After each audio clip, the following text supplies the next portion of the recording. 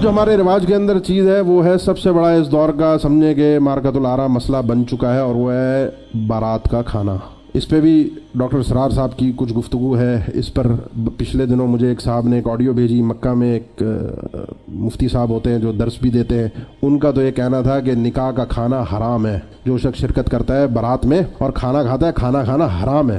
حرام اور حلال کا اختیار سب سے پہلی بات یہ شریعت کے پاس ہے۔ الذین یتبعون الرسول النبی الامی الذی یجدونہ مکتوبا عندهم فی التوراۃ، آگے اسی آیت میں الفاظ ہیں ویحل لهم الطیبات ویحرم علیہم الخبائث، اللہ کے نبی صلی اللہ علیہ وسلم پاکیزہ چیزوں کو حلال کرتے ہیں، گندی اور خبیث چیزوں کو حرام کرتے ہیں۔ مجھے بتائیے گندی اور خبیث چیز ہے پہلے نمبر پہ؟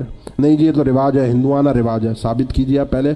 میں نے پہلے بھی آپ کو کہا تھا کسی بھی رواج کو ثابت کرنے کے لیے اس کو یہ بتائیے کہ یہ ان کا مذہبی رواج ہے۔ پہلی بات تو یہ ہو گئی۔ دوسری بات یہ ہے کہ کسی چیز کے مفاسد اگر زیادہ ہوتے ہیں، اس میں نقصانات زیادہ ہوتے ہیں، غالب ہوتے ہیں، تو اس سے بچنے کی اگر اس میں شرعی کوئی نص موجود نہیں ہے، کوئی آیت اور حدیث نہیں ہے کہ یہ چیز حرام ہے، اس طریقے سے یہ چیز حرام ہے، لیکن اس کے طریقہ کار کو، یعنی آپ ایک کاروبار کر رہے ہیں، وہ کاروبار یعنی شرعی اعتبار سے نقصانات زیادہ ہیں، یعنی شرعی اعتبار سے گناہ کا پہلو زیادہ ہے، تو آپ کو یہ کہا جاتا ہے یہ طریقہ آپ چھوڑ دیجیے۔ لیکن اگر آپ کو 50-50 نظر آتا ہے یا اگر اس کے اندر صحیح طریقہ کار زیادہ راج ہوتا ہے تو وہ کام صحیح بن جاتا ہے۔ یہ قاعدہ کلیہ نہیں ہے، اس کے استثناءات بھی ہیں، اور اس قاعدے کو سمجھانے کا بھی وقت نہیں ہے کہ اس قاعدے کی میں تفصیل میں جاؤں۔ اب یہ جو لڑکی والے جو کھانا کھلاتے ہیں اس کے نقصانات ہیں، ضرور ہیں، کوئی حرج کی اس میں اختلاف نہیں ہے۔ ایک زبردستی کا ایک سردرد پڑ گیا لڑکی والوں پر، پہلے وہ جہیز دے کر اور اتنی رسمیں پوری کر کے لڑکے کے موزے، جوتے، کپڑے، بنیان، ایک ایک چیز وہ مہیا کر کے، پھر لڑکے والے بھی لڑکی کا سب کچھ، رخصتی کا لباس، یہ وہ سب، بہرحال یہ ایک نئی چیز اس کے اوپر پڑ گئی۔ پھر ایک اسٹینڈرڈ بنا ہوا ہے، وہ کسی بڑے 5 اسٹار ہوٹل میں یا کسی بڑے اسٹینڈرڈ والے شادی ہال کے اندر جو ہے وہ دکھلاوے کے لیے کی جائے اور اس کے اندر اتنے کھانے رکھے جائیں اور یہ اسٹینڈرڈ ہو۔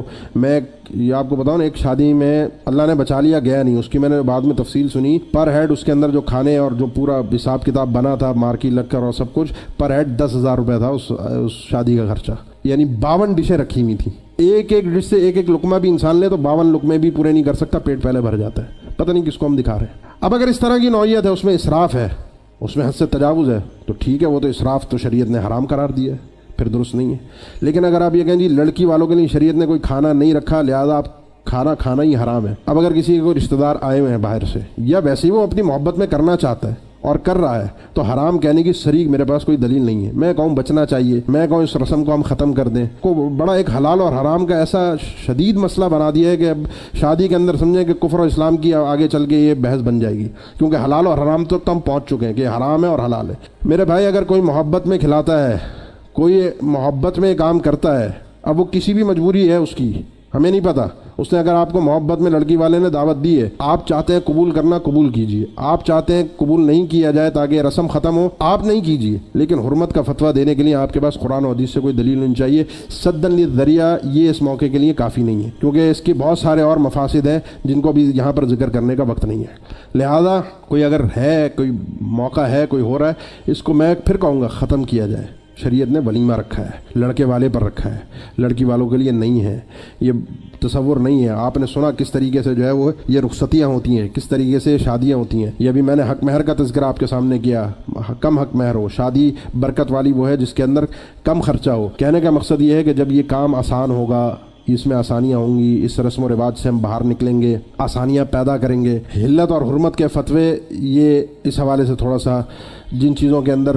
مخالفت ہے صریح طور پر شریعت کی، وہاں بالکل تحقیق کر کے لگائے جائیں فتوے، اور جہاں نہیں ہے تو وہاں آپ کے رسم و رواج سے آپ کو شریعت نے روکا بھی نہیں ہے۔